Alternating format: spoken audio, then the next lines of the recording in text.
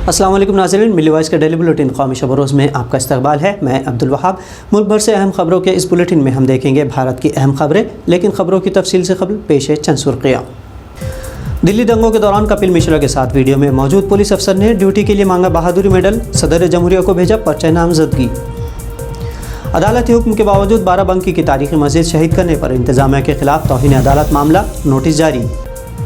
Lynching करने वाले हिंदुत्व के हैं खिलाफ, मुसलमानों को पाकिस्तान जाओ कहने वाले नहीं हैं हिंदू, बोले RSS चीफ मोहन भागवत। उत्तर प्रदेश की तरह उत्तराखंड में भी बीजेपी में क़यादत का बहरान, 4 माह में तीसरे शख्स को बनाया वज़ीर आला। CA मुखालिफ तहरीक दोबारा होगी जिंदा, जेल से रिहा होने पर अखिल गोगोई ने किया बीजेपी पर वार। पिछले साल फरवरी 2020 में मौजपुर दिल्ली में CA की हिमायत में बीजेपी रहनुमा कपिल मिश्रा ने मुतनाज़ा बयान दिया था, जिसके बाद दिल्ली में फसादात हुए थे। इस फसादात में 50 से ज़्यादा लोगों की जानें गई थी। मिश्रा के साथ उस वक्त शुमाल मशरक़ी दिल्ली के DSP वेद प्रकाश सूर्या उनके साथ स्टेज पर मौजूद थे। अब सूर्या और उनके साथ तकरीबन 25 पुलिस अफसरों ने दिल्ली फसादात में अपनी गैर मामूली कारकर्दगी का जिक्र करते हुए मेडल के लिए अपना नाम भेजा है। इंडियन एक्सप्रेस की रिपोर्ट के मुताबिक सूर्या ने यह कहकर इस बार बहादुरी के लिए सदर जमहूरिया के मेडल के लिए नामजदगी भेजी है कि उन्होंने दिल्ली फसादात के दौरान हज़ारों लोगों की जान बचाई और इमलाक की भी हिफाजत की। सूर्य के मुताबिक इस दौरान उनकी कारकर्दगी गैर मामूली रही। वेद प्रकाश के साथ ही joint police commissioner Alok Kumar समेत 25 पुलिस अफसरों ने मेडल के लिए अपने नाम भेजे हैं। इनमें से अक्सर पुलिस एहलकारों ने दिल्ली फसादात के दौरान अपने रोल का जिक्र किया है। आपको बता दें कि सदर जमहूरिया का बहादुरी मेडल जान व माल की हिफाजत करने और जराइम रोकने और मुजरिमीन को गिरफ्तार करने के लिए दिया जाता है। दीवार के मुताबिक 23 पुलिस एहलकारों ने गैर मामूली कामों के लिए मेडल और 14 ने आउट ऑफ टर्न प्रमोशन के लिए दरख्वास्त भेजी है। वेद प्रकाश सूर्य का तबादला शुमाल मशरक़ी दिल्ली से राष्ट्रपति भवन में बतौर DSP कर दिया गया है। बता दें कि दिल्ली के उस वक्त के पुलिस कमिश्नर SN श्रीवास्तव ने फसादात के बाद तशद्दुद के दौरान अपने काम के लिए स्पेशल के साथ तैनात 4 पुलिस एहलकारों को आउट ऑफ टर्न प्रमोशन दिया था और ये चारों पुलिस एहलकार उस जाँच की टीम का हिस्सा थे जिन्होंने JNU के साबिक़ तालिब इल्म उमर खालिद, सफूरा जरगर, देवांगना कलिता और नताशा नरवाल समेत 21 लोगों को गिरफ्तार किया था। हाईकोर्ट के इम्तना के बावजूद उत्तर प्रदेश के ज़िला बाराबंकी में वाक़ तारीख़ी मस्जिद इन्हदाम केस में हाईकोर्ट ने तौहीन अदालत पर SHO राम स्नेही घाट के खिलाफ नोटिस जारी किया है। इससे कबल हाईकोर्ट ने SDM दिव्यांशु पटेल को नोटिस जारी करके 3 हफ्तों में जवाब मांगा है। आपको बता दें कि बाराबंकी में शहीद की गई मस्जिद गरीब नवाज 100 साल क़दीम थी और यूपी सुन्नी सेंट्रल वक्फ बोर्ड में दर्ज भी थी।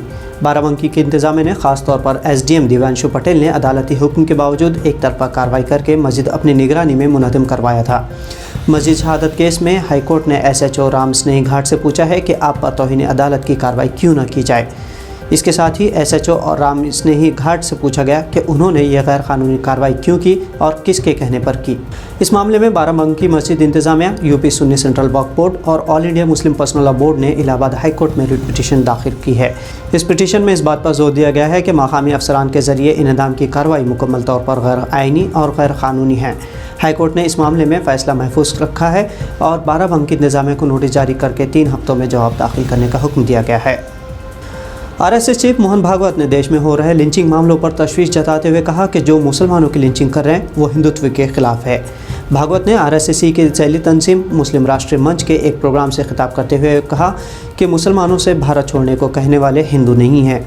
हालांकि दरहकीकत अब तक जितनी भी लिंचिंग हुई है उसमें RSS की सियासी विंग BJP से अक्सर मुलजिम पाए गए हैं, बल्कि दादरी में सबसे पहले लिंचिंग के मामले में मुलजिम की मौत पर उसकी नाश को BJP से मरकज़ी वज़ीर तिरंगे में लपेट कर विदाई दी थी।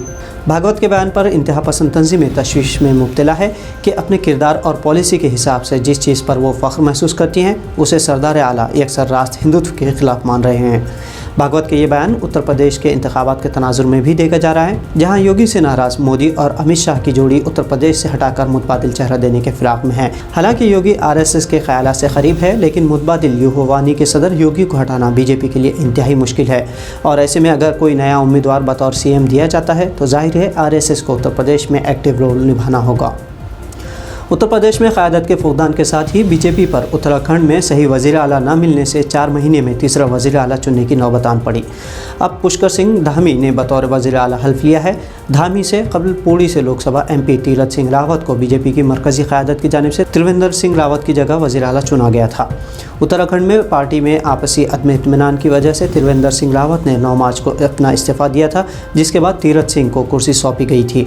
लेकिन अब तीरथ सिंह को भी आईनी पेचीदगियों के सबब अपना इस्तीफ़ा सौंपना पड़ा है। इंडियन एक्सप्रेस की रिपोर्ट के मुताबिक उत्तराखंड के रहनुमा पूरे मामले में मरकज़ी क़यादत की जानिब से अदा किए गए रोल पर सवाल उठा रहे हैं, जिसने कुछ महीनों के अंदर वज़ीर आला की 2 तब्दीलियों के साथ पार्टी को अगले साल इंतखाबात से पहले नाकाबिल यकीन हालात में छोड़ दिया है। नए वज़ीर आला धामी 2 मरतबा MLA के साथ ही साबिक़ में अखिल भारतीय विद्यार्थी परिषद और RSS से जुड़े रहे हैं। सिटीज़न अमेंडमेंट एक्ट यानी CA की मुखालिफत करने के लिए गिरफ्तार आसाम के MLA अखिल गोगोई को हाल ही में कोर्ट ने तमाम इल्ज़ामात से बरी करके रिहा कर दिया है। जेल से रिहा होने के बाद एक दिन गोगोई ने कहा कि आसाम में CA के ख़िलाफ़ तहरीक को दोबारा ज़िंदा किया जाएगा। गोगोई ने अपने इंतखाबी हल्के शिवसागर की आवाम से खिताब करते हुए कहा कि अब जब कि मैं बाहर आ गया हूँ तो मैं लोगों को यकीन दिलाना चाहता हूँ कि CA मुखालिफ तहरीक फिर शुरू होगी। गोगोई को CA क़ानून की मुखालिफत करने पर UAPA के तहत 19 माह जेल में बिताना पड़ा है। गोगोई और उनके 2 साथियों को अदालत ने 22 जून को तमाम इल्ज़ामात से बरी कर दिया था। गोगोई ने कहा कि वो सरकार से वाज़ेह तौर पर कहना चाहते हैं कि CA मुखालिफ तहरीक ज़्यादा वसी हो चुकी है और वो आसाम में बांधों और टूल गेट का मामला उठाएंगे। उन्होंने इल्ज़ाम लगाया कि BJP आसाम की आवाम के लिए संजीदा नहीं है, जो UAPA एक्ट और NIA एक्ट का बड़े पैमाने पर गलत इस्तेमाल करती है और आज से भाजपा हटाओ तहरीक शुरू होगी। मुल्क के मारूफ इदारे IIT मद्रास में ज़ात पात की तफरीक से नाराज़ असिस्टेंट प्रोफेसर ने इस्तीफ़ा दिया है। विपिन पोथे दाथेवेथिल असिस्टेंट प्रोफेसर का नाम है, जो ह्यूमैनिटीज़ और सोशल साइंसेस में खिदमत अंजाम देते थे। केरला से ताल्लुक़ रखने वाले प्रोफेसर ने यूनिवर्सिटी इंतज़ामिया को अपना इस्तीफ़ा पेश करते हुए लिखा कि यूनिवर्सिटी में OBC और SC/ST तबक़ात से ताल्लुक़ रखने वाले स्टाफ के साथ तफरीक की जाती है। मुल्क के बावखार समझे जाने वाले इस इदारे में इस तरह की हरकत से नाराज़ विपिन का इस्तीफ़ानामा सोशल मीडिया प्लेटफॉर्म्स पर वायरल हो चुका है। मुल्क की मारूफ हस्तियों, कलमकारों और दानिश्वरों ने इस मामले पर तशवीश का इजहार किया है।